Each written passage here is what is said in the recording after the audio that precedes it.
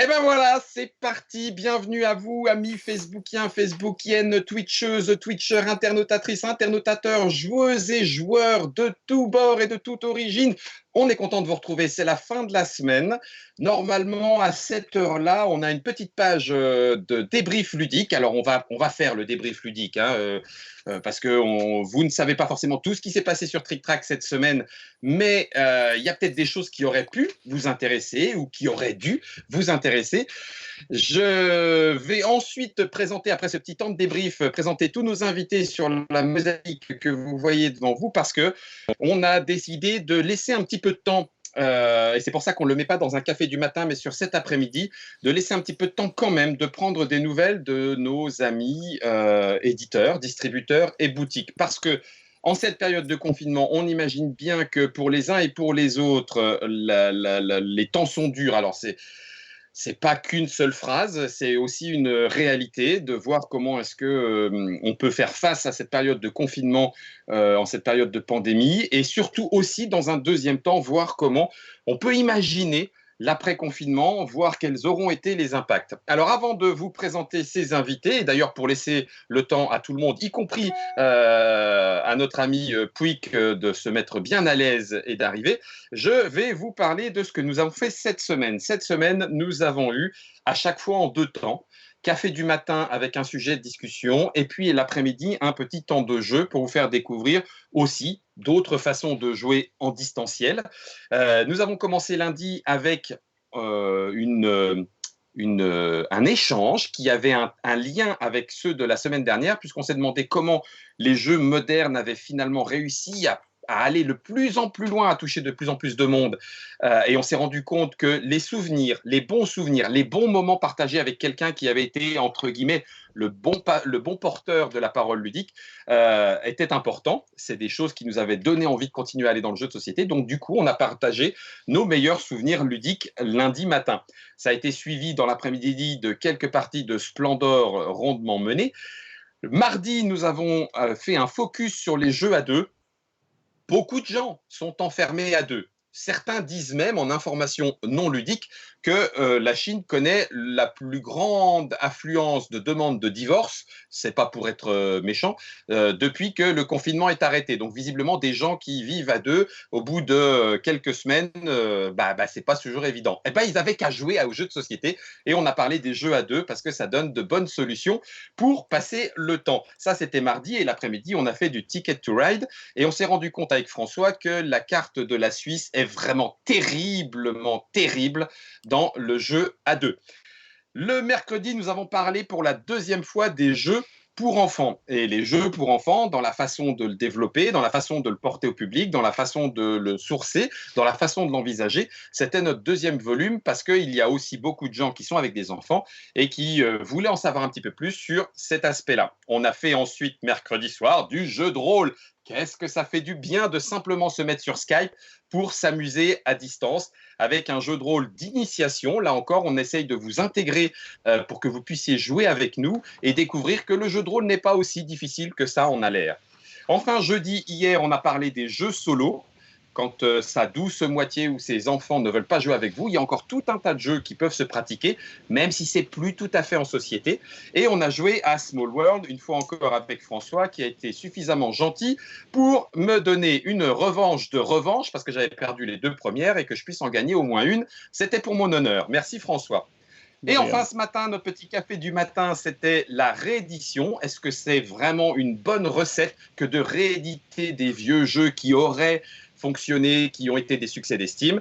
Et cet après-midi, nous allons prendre la température, rassurez-vous, il n'y a pas de thermomètre nulle part, la température de nos invités, côté distribution, édition et des boutiques. Alors, il y a au moins 2 ou 3 intervenants qu'il faut saluer. On fera certainement, François l'a dit hors antenne, un deuxième élément, débat comme ça autour de cette période du confinement, parce qu'on a oublié, en tout cas ils ne sont pas présents aujourd'hui, les auteurs de jeux. Est-ce que le confinement change quelque chose? Ben oui, effectivement, ils ne peuvent pas se rendre sur les salons sont fermés, ils ne peuvent donc pas proposer leurs prototypes de la même façon. Les animateurs, ben, les animateurs ludiques ne peuvent pas travailler puisqu'il n'y a plus de salons de démonstration, etc. Les cafés-jeux, comme tout lieu public, comme les ludothèques, sont fermés, et donc du coup, qu'est-ce que ça veut dire? Tout cela, nous pensons fort à vous. On a commencé sur l'aspect pratico-pratique du jeu de société avec éditeur, distributeur, boutique. Et à ce titre, je vais pouvoir dire bonjour en tout premier lieu. Tout seigneur, tout honneur, je vais commencer par ces dames, si vous le voulez bien. Bonjour Mathilde de Gigamic. Bonjour. Ça va, tu m'entends, j'ai eu peur. Non, je suis là. Coucou Cathy, du groupement des boutiques ludiques. Coucou. Est-ce que tu vas bien? Je vais très bien. J'ai température fraîche parce qu'on a coupé le chauffage dans la boutique et du coup, ça caille un peu. Tu cailles. Ok, d'accord. On a aussi Vincent de BlackRock. Salutations Vincent. Bonjour Guillaume. Tu es perdu dans le nord de la France, toi aussi, ou pas trop loin? Alors, je suis en Seine-Saint-Denis, exactement. D'accord. Donc, Ça va, t'es pas si loin de nous. François est avec nous pour la technique, bien sûr, et vous verrez tout à coup disparaître ma tête, puisque à un moment donné, Nicolas Benoît d'Asmodée France nous rejoindra également. D'ailleurs, si ça se trouve, le voilà. Alors, on va commencer dans l'ordre, entre guillemets. On va partir. C'est vrai que je pourrais poser la double question à Mathilde sur le côté éditeur-distributeur, mais Mathilde, côté édition, est-ce qu'avec le confinement, tout s'est arrêté ou est-ce qu'il y a quand même des projets sur lesquels on peut continuer à travailler malgré ce confinement? Ah bah, heureusement, on peut continuer à travailler sur les projets principaux. On les avance autant qu'on peut parce que il faut quand même penser à la suite, peu importe, on ne sait pas exactement les timings, mais là-dessus, on avance. Après, on a des projets qu'on a complètement décalés et qu'on a repoussés d'une année, d'une saison au moins, parce qu'on sait qu'il va y avoir un déluge de sorties, qu'il va falloir le gérer. Et donc, tout ce qu'on a pu décaler, on l'a décalé. Mais nos sorties les plus importantes, on continue à travailler dessus. D'accord. Est-ce que quand on dit les sorties les plus importantes, est-ce que ça veut dire malgré tout que des nouveaux jeux arrivent en entrepôt? Parce que j'imagine qu'il y avait déjà des choses qui étaient en production, donc ça veut dire qu'il y a des palettes qui arrivent et qui normalement devaient repartir, mais tout ça fait un peu goulot d'étranglement, non? Alors nous, les entrepôts de toute façon sont complètement fermés. Donc il n'y a plus aucune réception ni livraison, c'est stoppé. Donc soit on stocke chez les fabricants, on stocke chez des stockeurs. Enfin voilà, donc il n'y a plus rien qui arrive et il n'y a plus rien qui sort. On n'a plus de sortie pour le moment. C'est pour ça qu'on veut éviter qu'il y ait un déluge quand le confinement sera fini. Et donc on reporte les projets qu'on peut reporter, quoi. Ouais. J'imagine. Alors du coup, j'essaye moi de mentaliser la chose. Ça veut dire que y a des projets qui sont mis en stand-by sur lesquels on ne peut pas travailler. Ça veut dire qu'il y a des choses qu'il faut stocker ailleurs qu'habituellement et donc qu'il va falloir payer. Alors que par ailleurs, rien n'est envoyé en réseau de distribution, quoi. Ah bah là, on est sur zéro, hein. On fait aucune livraison en Europe. On fait quelques livraisons encore à l'export, mais c'est très très léger, hein. Donc on est sur un mois Ouais. très très Un mois court. qui va. D'accord. D'autant qu'on ne sait pas encore combien de temps tout cela va durer. Vincent, du côté de BlackRock, par rapport à la distribution, c'est pareil, ça veut dire que rien n'arrive et rien ne repart, ou il y a quand même des choses qui sont gérées parce qu'il y a de la VPC, ou voilà. Est-ce que c'est 0-0 ou quand même un petit peu quelque chose? alors, on a toutes les nouveautés qui étaient prévues sur mars et avril qui sont arrivées à l'entrepôt juste avant le confinement. Donc ça, effectivement, c'est bloqué, ça ne sortira pas maintenant. On attend le retour, la reprise et effectivement le planning des sorties qui sera élaboré avec les éditeurs. Maintenant, l'activité est réduite à 5%. On a encore quelques expéditions, ça correspond à 5% d'activité normale de BlackRock. Ok, tu as dit 5%, hein? Oui. Ouais, donc on s'adapte, BlackRock on s'adapte au jour le jour, hein. Donc, ça veut dire que c'est rien. Enfin bon, c'est pas rien parce qu'il vaut mieux 5% que 0, mais j'imagine que c'est pas rien. Je vais aller tout de suite au dernier bout de la chaîne, en sachant que Nicolas Benoît pour Asmodée nous rejoint. Il est là, il n'y a plus qu'à le mettre à l'image et il sera avec nous. Cathy, pour le groupement des boutiques ludiques, là, pour le coup, c'est même pas rien. C'est même pas 5%, je veux dire au contraire. C'est rien. Ça veut dire que là, on est obligé de fermer, on peut recevoir personne. Si tu n'as pas de VPC, bah, de toute façon, tu peux rien faire d'autre. Donc, c'est 0, 0, 0. Tout à fait. C'est 0, sauf en effet, comme tu dis, pour les boutiques qui ont un site de vente en ligne. Et elles existent. Il y a un certain nombre de boutiques qui font de la VPC et on a des clients qui appellent, qui envoient des petits mots, qui cherchent à commander chez nous. Donc, il y a une vraie empathie, une vraie solidarité au niveau de nos clients habituels à venir chercher, quoi qu'il arrive, les jeux chez nous. Donc, on profite de ces petits sites qu'on a pu construire ici et là pour envoyer au mieux. Et puis, on dit merci, surtout à tous ces gens qui viennent vers nous en priorité, tous nos clients habituels qui font qui viennent vers nous, qui ont cet appel de venir en priorité, même si le colis n'arrive que dans 10 jours, même si c'est pas tout de suite, c'est au mieux comme on peut. Ça fait vraiment chaud au cœur, en tout cas. D'accord. Nicolas Benoît, salutations, tu nous as rejoint. Bonjour. Impeccable, on t'entend, c'est nickel. On te voit et on t'entend. Nico, du côté d'Asmodée, il y a pareil, le double impact. Comment est-ce que vous gérez, rassurez les studios en interne et puis tout le côté aussi distribution qui, j'imagine, a baissé drastiquement. C'est-à-dire que ce soit côté groupement des boutiques ludiques, les hyperspé ou même les magasins GSS ou GSA, de toute façon, j'imagine que même les GSA, elles ne vous demandent pas un renouvellement extraordinaire dans le domaine du jeu de société. Les gens viennent plutôt chercher du papier toilette, si j'ai bien compris. Donc, ça veut dire une activité à vraiment pas grand-chose du tout. Bah là, on démarre une activité Asmodée Pasta. On va vendre des coquillettes.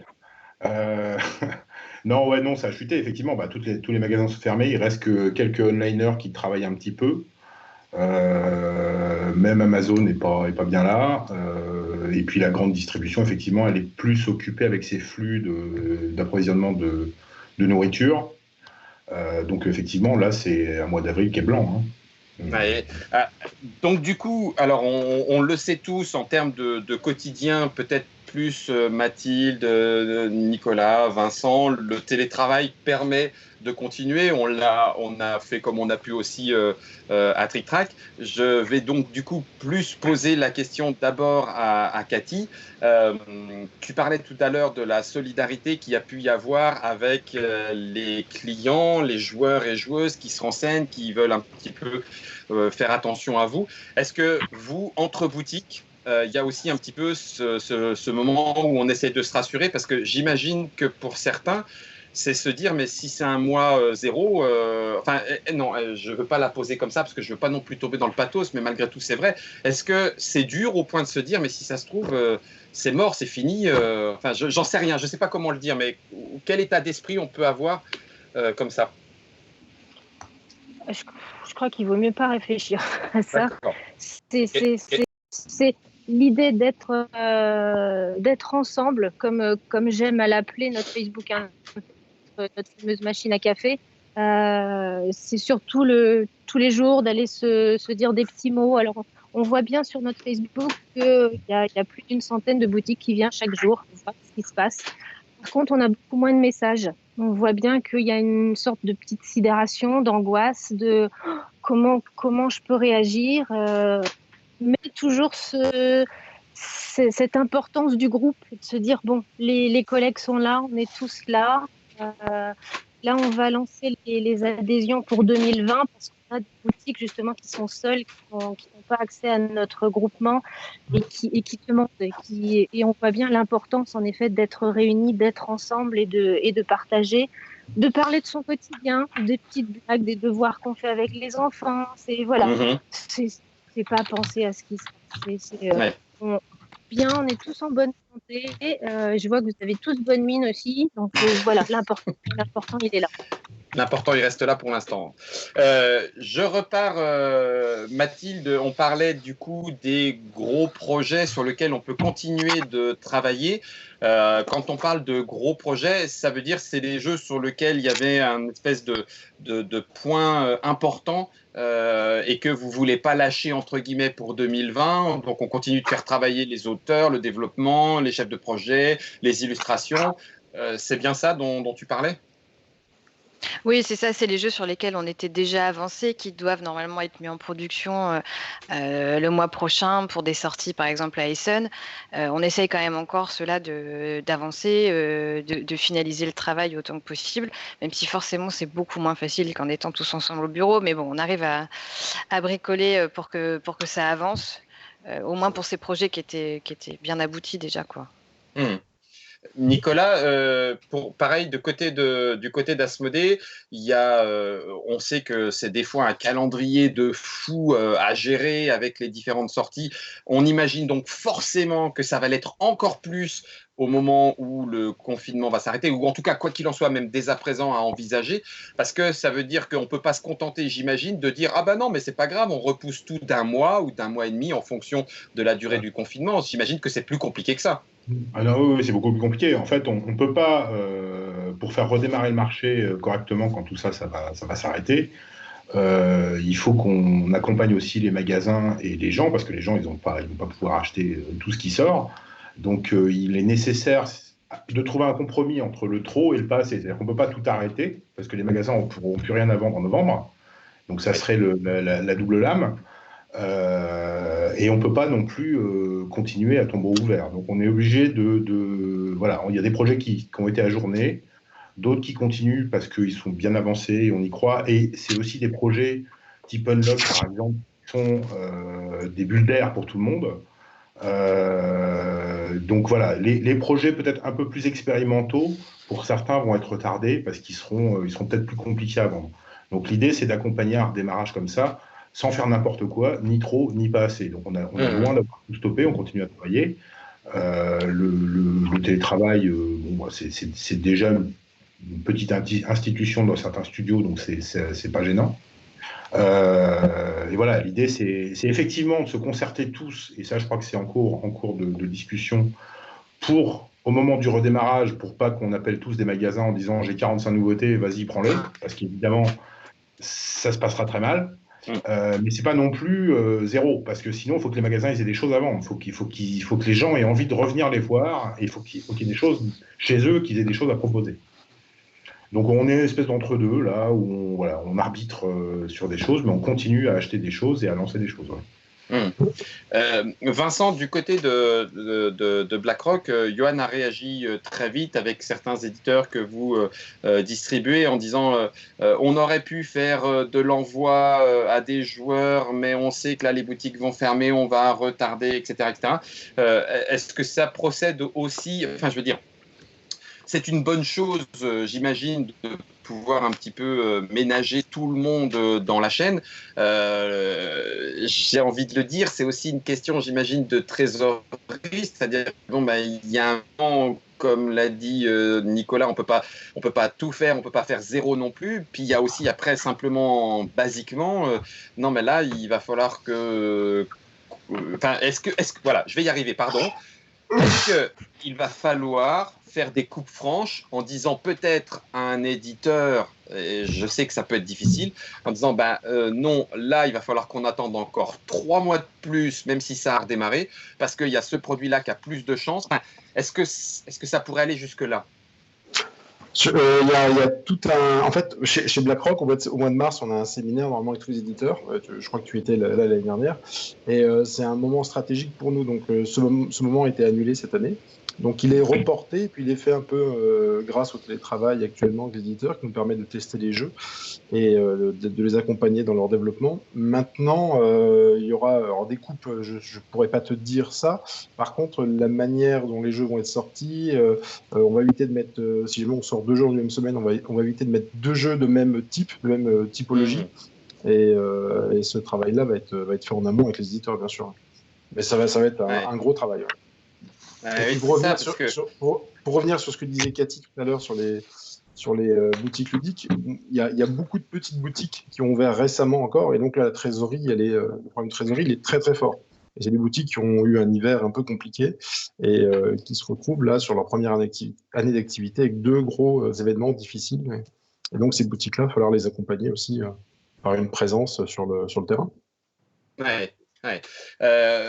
Tapis Moquette nous signale sur le chat que concernant les boutiques, il constate un mouvement, une certaine mouvance où les joueurs entre eux, les joueuses et les joueurs s'incitent justement de patienter, de patienter un petit peu pour que même les achats un petit peu en ligne ne soient pas trop massifs, parce que c'est comme tout, hein, on parle de plus en plus de chômage technique et tout, ça veut dire que Nicolas le disait tout à l'heure, on ne sait pas aussi comment est-ce que ça va pouvoir redémarrer aussi vite, parce que quand bien même on voudrait aider les éditeurs, les distributeurs, les boutiques en allant ensuite acheter beaucoup de jeux pour faire redémarrer tout ça, s'il faut déjà que tu décides entre une boîte de jeux et du pain, j'imagine que le choix sera vite fait. Mais Tapis Moquette disait donc qu'il y a cette espèce de mouvance en disant essayons d'être le plus solidaire possible.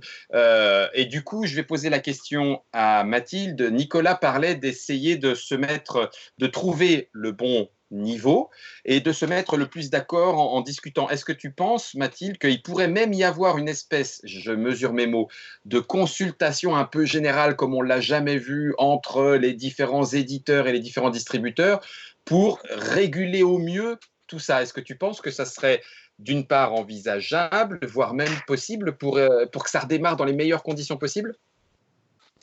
Ça, c'est même plus qu'envisageable, c'est ce qu'on essaye de faire avec l'UEJ, l'Union des éditeurs de jeux de société. On s'est dit, on a fait des sortes de réunions de crise en se disant, bon, comment on gère, comment on fait, comment on va gérer ce flux de sorties. Alors, il y a chaque distributeur qui a déjà sa propre problématique, mais l'idée, ce serait éventuellement, on va essayer d'avoir une discussion quand même tous ensemble, de se réunir autour d'un Skype pour essayer de voir est-ce qu'il n'y aurait pas une sorte de code commun à mettre en place pour éviter qu'il y ait 50 sorties par semaine et que les boutiques s'en sortent plus, que nous-mêmes, ça n'ait plus de sens. Voilà, je ne peux pas te dire aujourd'hui ce qui va ressortir de cette discussion, mais ce qui est sûr, c'est qu'on va essayer parce qu'on est dans un monde assez merveilleusement uni et capable de s'entendre même entre concurrents. Alors, je dis s'entendre, c'est se parler correctement, je vais le dire.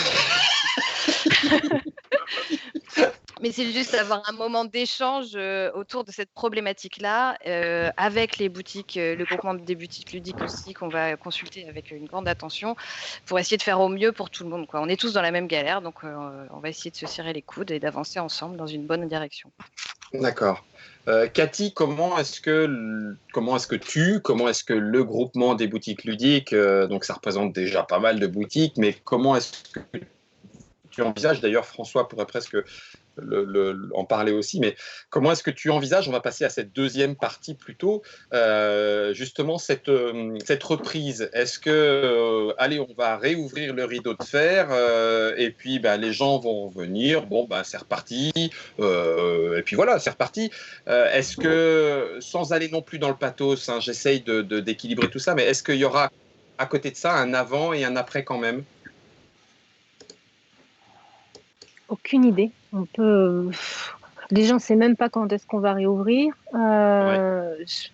Là-dessus, c'est compliqué à imaginer.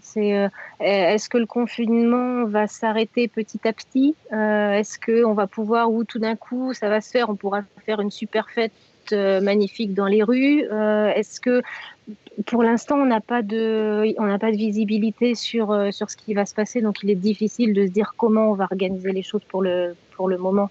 Pour l'instant, on est dans le travail juridique, organiser les différentes démarches, etc. Discuter avec les distributeurs et les fournisseurs de comment on va gérer les sorties. Pour l'instant, le travail, il est là, en fait. D'accord. Et ça sera plus du au jour le jour au moment de la reprise. Voilà. c'est selon comment le gouvernement va nous laisser réouvrir, en fait. Est-ce que, ce que je disais, est-ce que ce sera petit à petit? Est-ce que tout réouvre d'un coup ou pas? Et là, on organise évidemment les choses différemment. Est-ce qu'on peut organiser un petit moment national sur la semaine? Est-ce qu'on peut prévoir une action, etc. Difficile à imaginer pour le moment tant qu'on n'a pas en effet ces informations gouvernementales. En termes, qu'est-ce qui est possible? Je n'en ai absolument aucune idée. Je sais qu'il y a de la part du gouvernement des choses qui sont mises en place justement pour le chômage technique, des effets d'annonce, enfin en tout cas des promesses qui ont été faites pour que on puisse passer tous, chacun à son niveau, cette période difficile. Est-ce que du côté éditeur ou peut-être du côté distributeur, il est possible d'envisager aussi des choses. C'est-à-dire que est-ce qu'il est possible de dire, bon, bah, vous savez quoi, si ça redémarre au mois de mai, on va vous faire une facilité de paiement à 3 mois de plus pour qu'ils puissent se remettre en place une trésorerie? Ou est-ce qu'il y a un moment, tu fais, il y a des si limites je fais ça... légales à ça. D'accord. Nous, par exemple, on a mis en place une échéance plus longue pour tous nos clients, mais on est limité légalement. C'est-à-dire qu'on ne peut pas dire aux clients, bonjour, vous allez payer dans 2 ans. Hein. Ça, c'est pas possible. Mais voilà, nous, on a mis en place une échéance plus longue que d'habitude pour toutes les factures en cours. Oui, d'accord. Du côté de BlackRock, vous savez aussi si vous allez pouvoir, entre guillemets, filer un coup de main à la chaîne. C'est pas pour dire que si vous ne faites pas, oh les méchants et tout ça, c'est absolument pas ça. C'est juste pour que moi je comprenne mieux qu'est-ce qui est possible justement pour que tout soit le plus fluide possible et que nous, côté joueurs, on puisse être présents au rendez-vous, entre guillemets. C'est facile à dire, hein, mais voilà. Alors, on accompagne au mieux nos boutiques. Donc déjà, depuis 15 jours, 3 semaines, on est beaucoup au téléphone avec elles. On échange beaucoup avec mail. On fait un point sur leur situation, effectivement, comptable. Mais ce qui va être important, c'est de bien les accompagner à la reprise, puisque ce qui va être engendré aussi, c'est les risques liés à la saisonnalité. Il y a des boutiques qui travaillent très peu en été. Donc, il va falloir les accompagner aussi sur les choix des produits, sur les produits qu'il va leur commander pour travailler encore un peu sur l'été. Et ça, c'est super important parce qu'on a des zones touristiques, des zones géographiques qui fonctionnent très bien l'été et d'autres où c'est le calme plat. Donc, ça aussi, c'est une donnée importante à prendre en considération. Ouais. Et puis une présence... Oui. Oh, pardon. Vas-y, Guillaume. Non, Vincent, je t'en prie. Non, je disais que nous, ce qui est important, c'est notre présence sur le terrain aussi. Ça, toute l'équipe commerciale va être axée. Et puis, il va falloir se retravailler sur tout ce qui était festival, puisque là, on a quand même perdu beaucoup de festivals sur mars-avril, qui sont des vitrines pour tous les distributeurs, pour tous les éditeurs. Et ça, c'est quand même une grosse part de communication pour tous les acteurs du jeu, quoi. Donc, ça va falloir le gérer. Tout ça. Voilà. Ouais. Nicolas, Asmodée, en tout cas en France, Asmodée France reste un acteur fort. Est-ce que, une fois encore, j'ai l'impression d'être sur TF1 ou France 2, c'est nul, mais est-ce que tu te sens, est-ce que vous vous sentez... Ouais, Est-ce que vous vous sentez une responsabilité d'une certaine façon? C'est facile à dire comme ça devant une caméra, mais je m'en fiche, on est entre nous et puis c'est sur un secteur un peu de niche, donc mince, essayons d'être franco aussi. Mais en disant, oui, effectivement, là, il va falloir qu'on soit un peu moins pressant sur tel ou tel jeu. Là, telle nouveauté, on sait que ça risque, tel jeu de saison. Comment est-ce que vous pouvez concrètement accompagner? Est-ce que du coup, on va dire, non, on arrête les déstockages parce que ça va déjà faire trop de mal, il faut qu'on... Enfin, tu vois, je ne sais pas, mais est-ce que ça peut être des décisions concrètes comme ce genre de truc-là ou il y a autre chose? Il y a deux paramètres. Hein. Déjà, c'est des choses qui s'échangent avec les magasins. Nous, on pense que... je ne sais pas si c'est réel, je ne suis pas dans cette situation-là, mais il y a beaucoup d'aides gouvernementales qui aident sur la trésorerie des magasins. Il y a des magasins qui vont remonter des choses. Donc, nous, je pense que notre rôle, il va se situer hors démarrage, effectivement, pour accompagner les magasins au mieux. Et pour ça, il faut qu'on travaille avec eux, qu'on discute avec eux pour savoir de quoi ils ont besoin. Est-ce que c'est de la trésorerie? Est-ce que c'est... j'en sais rien. De quoi il va falloir qu'on nous dialogue avec eux pour savoir quels sont leurs besoins et comment on peut intervenir pour les aider à redémarrer au mieux. C'est-à-dire qu'en fait, quand ça va redémarrer, il nous faut des magasins en forme, qui soient contents de réouvrir, qui ne soient pas submergés sous les produits et que voilà, que ça soit le. Donc il faut que nous, je dirais que ça va se construire ensemble. C'est pas un modèle unilatéralement qui va décider de faire ci ou ça pour voilà. C'est quelque chose qui va se discuter notamment avec le GBL puis les autres magasins pour savoir comment on peut être les plus efficaces pour aider au redémarrage. L'autre, après, effectivement, c'est les promos, etc. Enfin, tout ça, c'est des épiphénomènes, c'est des sujets qu'on peut rayer d'un trait de crayon s'il le faut. Enfin, il n'y a pas d'enjeu. On est un peu dans un nouveau monde, là. On ne sait pas ce qui va se passer, quand est-ce que ça va se passer.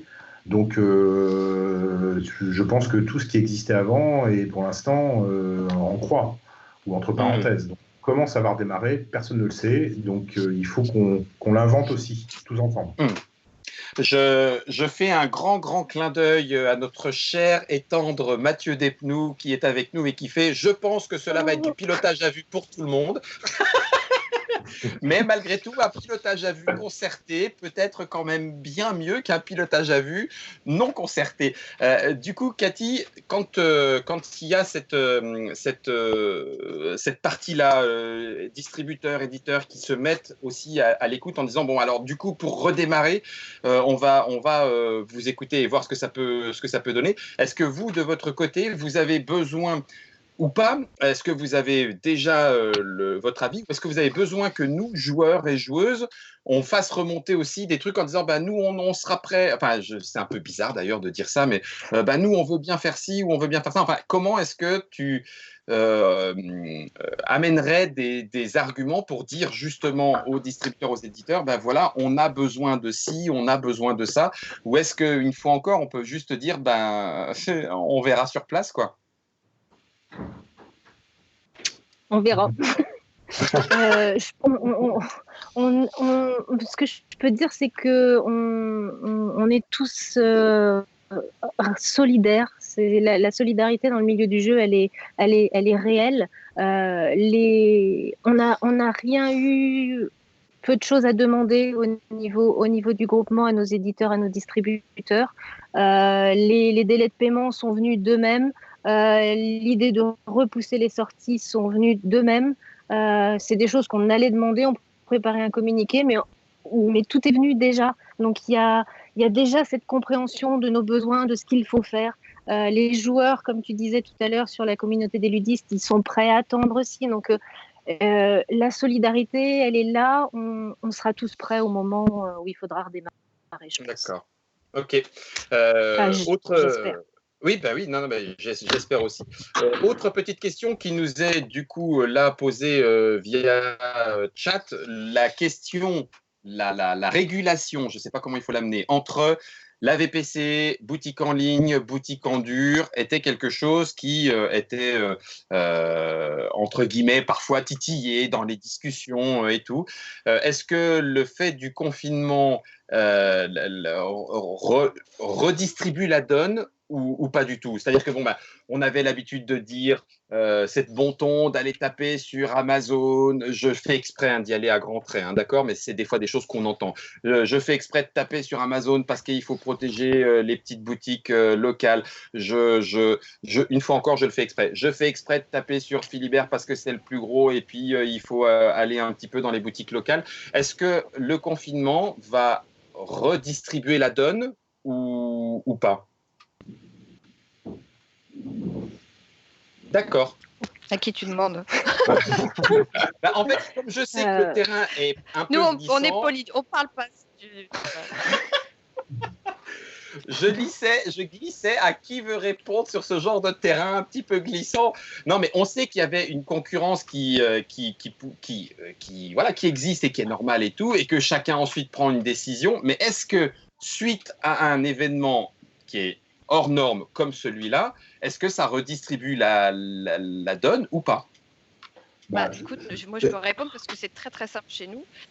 Comme on a décidé que ce serait l'équité, mais d'abord la sécurité pour nos employés. Donc en fait, on livre à personne, que ce soit pour la VPC, que ce soit il n'y a plus personne. Voilà, comme ça, okay. C'est pareil pour tout le monde.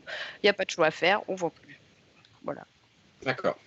On a eu un échange avec Philibert sur cette discussion justement du recul des sorties après le confinement. ça se passe en bonne intelligence. Il y a une totale compréhension de leur part. On discute intelligemment aussi. On est tous dans la même galère. Donc, moi, je considère pas ça comme de la concurrence. C'est des confrères et c'est des gens qu'on estime véritablement beaucoup. D'accord. Ok. Ce sont des sites en plus où une très forte activité liée à la nouveauté. Et là, les nouveautés ont été stoppées. Donc, ça a forcément ralenti aussi leur. Puis je crois que spontanément, tout le monde, sans se concerter, a décidé qu'on arrêtait de sortir des nouveautés pendant cette période. Donc, c'est spontané, c'est venu de tout le monde. Donc, dans l'idée, effectivement, de ne pas aller sortir un truc uniquement sur Philibert ou je ne sais où, pour pas rajouter encore une deuxième lab au magasin. Donc, ça s'est fait très tôt et très spontanément. Ok. Eh ben donc ça me rassure parce que sinon je m'étais pris un petit question débile de Mathieu Despnous, mais il me semble bien quand même que c'était important de le dire pour ne pas imaginer qu'en arrière-plan, derrière la scène, se jouent des débats d'influence, de force politique, de vente, d'achat, d'agressivité. En l'occurrence, ça me semble important qu'on ait resserré les rangs. Et que du coup, il y avait quand même un intérêt à expliquer que oui, c'était un peu tout le monde dans le même bateau malgré tout. Ouais, je pense que là, la situation, elle est telle qu'on n'en est pas au stade de savoir comment on va niquer les autres. Chacun a ses problèmes. Chacun a des employés à protéger, des emplois à protéger, voilà. Donc, le cloche-merde du jeu reprendra dans 6 mois quand tout ça sera passé. Pour l'instant, il y a une industrie à sauver. Je ne dis pas que c'est... Enfin, personne ne sait où on va. Donc, pour l'instant, on part au plus pressé pour essayer de préserver un peu tout le monde, chacun de son côté. Eh ben justement, ça sera le 3e et le dernier point. On a fait la situation actuelle, on a fait ce qu'on peut envisager. Là, Nico, tu viens de le dire. Malgré tout, il y a plusieurs choses. L'industrie du jeu de société n'est pas une industrie vitale, entre guillemets, par rapport, j'allais dire, juste aux conditions de vie. Mais c'est une industrie qui fait travailler du monde, etc. etc. Tu parles de danger. Certains sur le chat en parlent aussi par rapport à la trésorerie, par rapport au fait que ce soit malgré tout un écosystème et que comme tout écosystème, quand il y a un déséquilibre, ça peut amener des gens à ne pas pouvoir passer le cap, etc. Donc tout ça peut s'envisager. Est-ce que chacun à votre tour, et on va commencer par Nicolas puisque tu en parlais, est-ce qu'il y a risque d'un je sais pas quoi, moi je suis pas un économiste, mais d'un crack, d'un cassage de gueule, ça y est, c'est tout, c'est fini, on est mort. Alors on est mort, il y a toujours des gens qui reviendront. Et quand je dis ça, je dis industriellement parlant, mais Moi je retiens l'exemple de 2008 qu'on nous présente comme une crise importante à l'époque. Le marché du jeu en 2008, c'est passé. C'est-à-dire que c'était l'apocalypse quand on écoutait les médias, les raisins de la colère, etc. C'est passé. Enfin, les magasins continuent à vendre des jeux parce que le jeu, ça reste malgré tout dans des temps comme ça quelque chose qui, c'est de l'entertainment, mais c'est de l'entertainment low cost, low profile. Ça coûte 40 € une boîte de jeu. Donc par rapport à des voyages, par rapport à s'acheter une voiture, c'est pas des projets qu'on remet. Même en cas de crise grave. Ou alors, il faudrait vraiment qu'on soit dans Steinbeck, quoi. Donc, on va essayer de ne pas en arriver là. Mais, effectivement, ça va secouer parce que on va tous faire des années un peu compliquées. Mais si ça repart vite et dans des bonnes conditions, ça sera, dans 1 an, ça sera un mauvais souvenir et on boira des bières, on va oublier ça. Enfin, j'espère. Et voilà, personne n'en sait rien en fait. On essaye de s'adapter par rapport à ça. Du coup, Mathilde, Vincent, votre... c'est lié, je pense, déjà à la durée du confinement. Donc on va attendre de voir quand on va lui la reprise. Mais effectivement, on a le sentiment que les gens sont prêts à revenir dans les magasins. Et je pense qu'après avoir été confiné 1 ou 2 mois, on n'a qu'une seule envie, c'est de sortir et d'aller consommer autre chose que des pâtes et du papier toilette. Voilà. Donc Mathilde, tu acquiesçais, c'est que tu partages aussi cette... Oui, j'acquiesce. C'est qu'on est capable d'absorber un mois blanc, deux. Bon, après, voilà, c'est sûr qu'il ne faut pas que ça dure 6 mois. Là, on est une partie de l'équipe en chômage partiel, voire forcément l'équipe de l'entrepôt qui ne peut pas faire de télétravail, hein, c'est compliqué. Donc voilà, pour le moment, on ne se sent pas en danger. On fait très attention. On revoit forcément nos chiffres et c'est que je sais plus comment ça s'appelle, nos prévisionnels. Oui. Au pire, comme ça, voilà, on est prêt au pire. Mais pour le moment, on n'est pas en danger. Et on espère qu'on ne passera pas les deux mois comme ça, quoi. Oui, c'est ça. Ouais. La petite question est intéressante aussi d'Edo Caneda. L'état du jeu dans le reste du monde, vous avez des échos de comment est-ce que justement l'industrie du jeu évolue ailleurs qu'en France? On a pas mal de nos partenaires qui nous annoncent tout de suite qu'ils ne feront pas de localisation cette année, que c'est fini et que voilà, ils se concentrent sur leur survie. Donc ça, pour toutes les nouveautés, notamment édition, ça va faire des sorties qui ne seront pas comme d'habitude. On va se centrer sur nos propres marchés. Ah oui, donc forcément, là, pour l'export, même l'export, en fait, même hors Europe, alors Europe, on est à 0, mais même en dehors, ça reste très limité puisque tout le monde y passe. Hein. Il y a la Chine qui, elle recommence un peu à acheter parce qu'elle a déjà passé le cap.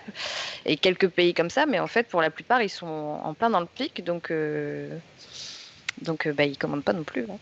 Ouais, d'accord. Et ils vont mettre du temps à se remettre aussi. Hein. Ouais.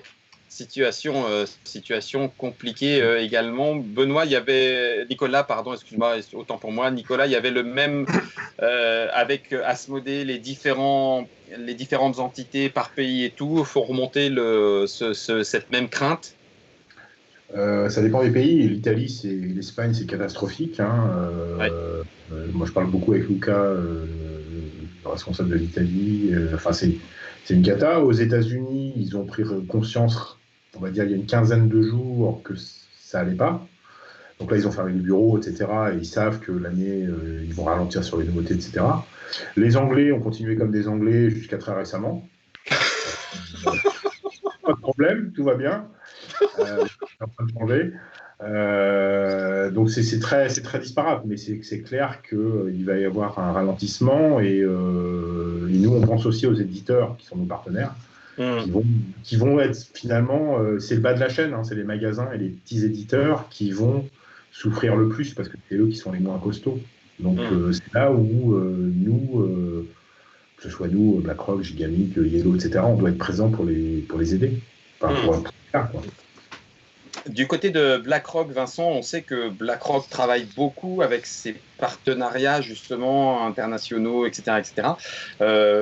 Ça fait pas double peine entre guillemets. Bon là, le marché en interne, aïe aïe aïe, et puis une de nos forces à nous qui était aussi cette internationale, boum, aïe. Alors, j'ai pas plus d'infos pour l'instant sur l'export, à part le fait qu'ils travaillent beaucoup. Donc, ils travaillent beaucoup pour défendre en fait, les éditions. Donc, ils travaillent d'arrache-pied au bureau. Donc, d'accord. L'équipe travaille à fond. Et sur le pied de guerre. Est-ce que ça va pas aussi avoir des effets un petit peu particuliers? Alors, j'ose pas les appeler positifs, mais on voit que les éditeurs ont proposé des versions print and play. Regardez, on va vous donner ça pour que vous puissiez y jouer. On va vous donner ça pour que vous puissiez jouer à distance, etc. Est-ce qu'on ne va pas avoir aussi trouver de nouveaux chemins? On dirait Jurassic Park, pardon, mais la vie trouve toujours son chemin. Est-ce qu'il n'y aura peut-être pas des changements de ligne dans la façon d'éditer, voire de distribuer ou de communiquer un jeu à cause de ce confinement? C'est une question générale. Là, ça nous permet... Ouais, ça nous permet de communiquer et de garder un lien avec nos communautés en dehors des sorties qui sont quand même le premier intérêt en général du public. Mais bon, on pourra prendre les leçons et se dire tiens, c'est sympa de proposer ce genre d'outils, mais c'est pas ça qui nous fait manger. Hein. Personne, en fait. Donc voilà, c'est un peu un pis-aller, même si on trouve ça chouette d'essayer on se pose là dans l'équipe et on se dit bah tiens, qu'est-ce qu'on pourrait proposer? Là on travaille sur des petites extensions de jeux à télécharger pour que les gens ça puisse s'adapter à peu de joueurs, des choses comme ça. C'est hyper sympa, intéressant, ça nous fait avancer sur des choses, mais ça nous fait pas manger. C'est ça, ok. Mais ça va peut-être donner envie à des gens qui n'avaient pas passé le pas de rejouer depuis des années aussi de le faire. Il y a aussi on retrouve le plaisir de la lecture. On n'avait pas pris un livre depuis longtemps. On reprend. Et puis avec les enfants. Mon exemple, j'avoue, j'ai repris ma clarinetière que j'avais pas touchée depuis 20 ans. Bon, ça fait un peu hurler les voisins, mais ça va bien. C'est ce que j'allais dire. Je pense que les voisins sont ravis, eux. Mais voilà, ça va peut-être ramener des gens à jouer. Et peut-être que voilà, des gens vont pousser la porte des boutiques parce que mais ouais, jouer en famille c'est chouette, c'est un bon moment. Donc il y a peut-être en effet cet aspect positif qui va venir, oui. Qui va faire ça. C'est ce que disait Françoise sur le chat de Facebook. Effectivement, les gens n'auront jamais autant joué que pendant le confinement. Elle reste persuadée qu'ils n'oublieront pas que vous étiez là pour eux et que vous leur avez fait découvrir ça et qu'ils reviendront au jeu. Eh ben, on va l'espérer. En tout cas, tu voulais dire, Nicolas?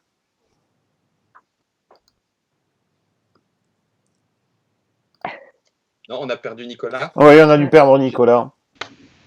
Moi, je voudrais rajouter quelque chose sur tout ce qui a été dit. Effectivement, nous, à notre petit niveau à Trick Track, on voit que sur toutes nos émissions, on a beaucoup plus de connexions. On a beaucoup plus de connexions sur notre chaîne YouTube, que ce soit notre chaîne principale ou celle des VOD. Et sur tous nos directs, on a de plus en plus de connexions avec certes des habitués, mais aussi des gens qu'on voit pour la première fois et qui posent des fois des questions un peu plus naïves que les joueurs habituels, mais c'est pas du tout un reproche que je leur fais, mais ça prouve qu'effectivement il y a peut-être beaucoup de gens qui à force de s'embêter chez eux reviennent aux fondamentaux que sont les jeux de société. Oui, et puis des parents qui cherchent des méthodes pour apprendre à leurs enfants de façon un peu ludique. C'est sûr que pour ça, tu as vite fait de trouver un jeu de société et de le faire effectivement en print and play et on joue à la maison avec les enfants en apprenant, en faisant des choses intelligentes. Oui, ça c'est sûr, ça peut aider. Eh ben, je vous dis que même si Mathieu Despnous le confirme en disant c'est sûr, une nouvelle génération de joueurs se profile, attention, moi je vous le dis, le prophète a parlé et sa parole est révélatrice. Comme je le disais en début d'émission, on a parlé de la chaîne éditeur-distributeur boutique. Il y reste encore beaucoup d'interrogations. Moi, j'ai essayé de me dépatouiller comme je pouvais avec ce sujet qui était un petit peu particulier, mais moi, ça m'intéressait véritablement d'avoir de vos nouvelles en tant que personne, mais aussi en tant qu'entité, et de savoir un petit peu vers où on allait, comment est-ce que on peut être là avec vous, comment est-ce qu'on peut vous encourager, vous aider et tout. Même si pour l'instant, c'est plutôt tout le monde soignant que l'on applaudit le soir à 20h. Et c'est bien normal, il n'y a pas de souci là-dessus. Mais voilà, moi, j'avais besoin de savoir ça. Merci beaucoup. Et on aura certainement un deuxième épisode pour savoir du côté des auteurs. Et pourquoi pas des cafés ludiques, des animateurs, des ludothèques. Comment est-ce que de leur côté tout ça aussi est envisagé? Comment est-ce que un nouveau mode de fonctionnement de relation a pu se mettre en place? Quoi qu'il en soit, un énorme merci Nicolas, merci beaucoup aussi à Vincent, à Cathy, à Mathilde et à François de nous avoir permis d'échanger autour d'un sujet qui n'est pas forcément évident et je crois qu'il n'y a pas eu moi en tout cas j'ai pas senti du tout de langue de bois et donc tant mieux. Il y a une dernière petite question, je la prends à la volée. Est-ce que cette crise ne pousserait pas plus les éditeurs de jeux traditionnels à faire des versions numériques? C'est-à-dire que est-ce que ça pourrait être un impact aussi de se dire maintenant à chaque fois on fera un jeu? Je sais qu'on a joué un petit peu à distance, Mathilde, à Similo, pardon. Est-ce que ça donne pas envie de carrément en faire une version numérique? Ça restera un moyen de promotion qui sera utilisé, mais nous on fait du jeu de société. C'est ça notre métier avant tout, quoi. D'accord. BlackRock, est-ce que ça vous a donné envie de vous tourner encore plus vers le numérique? Non, le contact, le jeu de société, on joue ensemble. Oui. L'humain. Parce qu'après, c'est vrai que je ne sais pas si Nicolas, tu le savais, en ce moment, Board Game Arena, nous dit Stéphane Lecornu, c'est blindé, 18 000 joueurs qui jouent. Donc, du coup, tu te dis, ah, mais attends, il y a du potentiel, non? Mais après le confinement, on aura envie de se rassembler. Non, du carton, du paplard, du carton. Ouais. C'est notre métier depuis 30 ans, on va pas. Voilà. Ouais, d'accord. Ok. Et ben voilà, merci beaucoup une fois encore à vous tous. Merci à ceux qui étaient avec nous. On n'était pas loin d'une centaine sur Facebook et on était largement autant sur le chat de Twitch. Vous le savez maintenant, n'hésitez pas à l'expliquer. On aura besoin de pouvoir continuer de jouer IRL, de se retrouver in real life autour de ce papier et de ce carton bon sang de bonsoir que c'est tellement chouette. Et on ira jouer dans toutes les boutiques du GBL et d'ailleurs pour leur montrer qu'on était bien là. Merci pour ce petit point. Bon week-end à tous nos participants et bon week-end à tous ceux qui étaient avec nous. On se retrouve dès lundi 10h pour notre petit café du matin de cette 3e semaine de confinement. Et rassurez-vous, le 3e va vous surprendre. Si, je vous assure. Merci François pour la technique. De rien, il y aura un prophète avec nous lundi matin. Tout à fait, et sa parole est lumière. Donc Mathieu, on t'attend lundi matin.